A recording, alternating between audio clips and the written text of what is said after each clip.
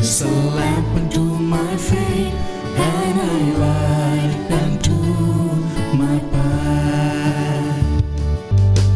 Thy word is a lamp unto my feet, and a light unto my path. First reading. A reading from the first book of Kings, chapter 17, verse 7 to 16. After a while, the brook dried up because of the lack of rain. Then the Lord said to Elijah, "Now go to the town of Zarephath, near Sidon, and stay there. I have commanded a widow who lives there to feed you." So Elijah went to Zarephath, and as he came to the town gate, he saw a widow gathering firewood. "Please, bring me a drink of water," he said to her. And as she was going to get it, he called out, "And please, bring me some bread too." She answered, "By the living Lord your God, I swear that I don't have any bread.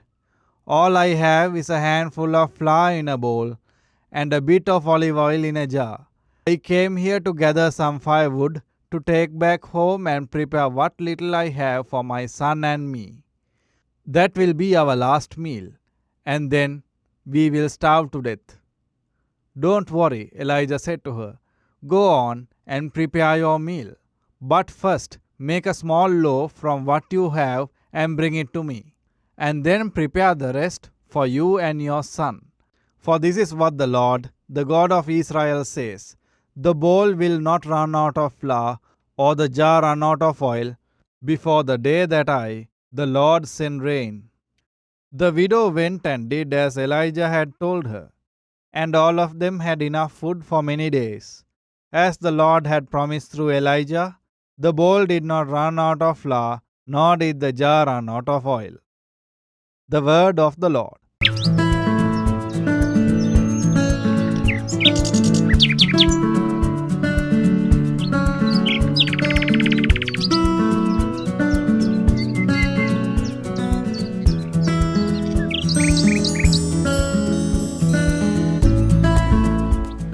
Today Jesus gives you a great compliment.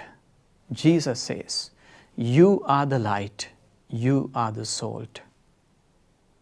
Jesus himself said, "I am the light." And the same compliment he is giving you today. Be the light of the world. That is the vocation we are given today. A reading from the Holy Gospel according to St. Matthew. You are the salt for the whole human race. But if salt loses its saltiness, there is no way to make it salty again. It has become worthless, so it is thrown out and people trample on it. You are the light for the world.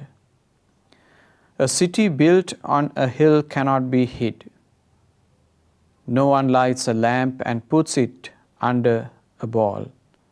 Instead, it is put on the lampstand, where it gives light for everyone in the house.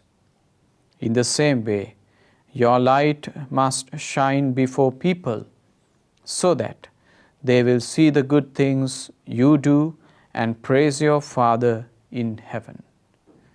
The Gospel of the Lord. Salt and light. This is the vocation Jesus gives his disciples, to be salt, to be light. If we think of salt and light, they exist not for themselves, but for others. Salt identifies itself with whatever it is mingled with, without losing its identity. Once again, I repeat, it identifies itself without losing identity.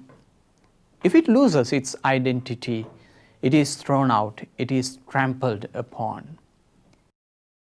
Today Jesus is inviting us to add savor, add flavor to life without losing our identity.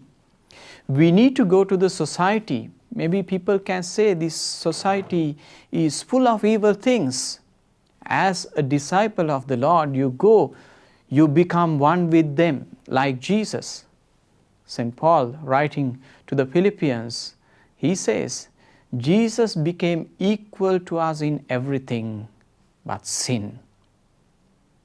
Jesus did not identify himself with that, but he became one with us. That's the same mission, that's the same vocation we are given as well. And Jesus is saying, you are the light of the world. You are the light of the world. What happens? If there is light, there is no darkness. Darkness is nothing but absence of light. Where there is light, darkness cannot exist. Sometimes we say, so much evil around us.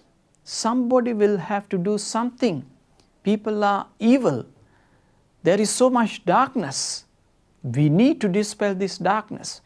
When we say that, we say we have not done our job properly. We have not been faithful to our vocation. Our vocation is to be the light. If we take the light of Christ to the world, then the darkness will disappear. And we need to remember, we do not generate light. We do not generate. The light of Christ we receive and we give it back to the world. Our vocation is to share what we have received. It's like the moon. Moon cannot produce light. It receives light from the sun and then it reflects. We are supposed to do the same. My dear friends, you are the light of the world. You are the salt of the earth. You exist not for yourself, but for others, and you radiate God's love to others. Sri Wachanayano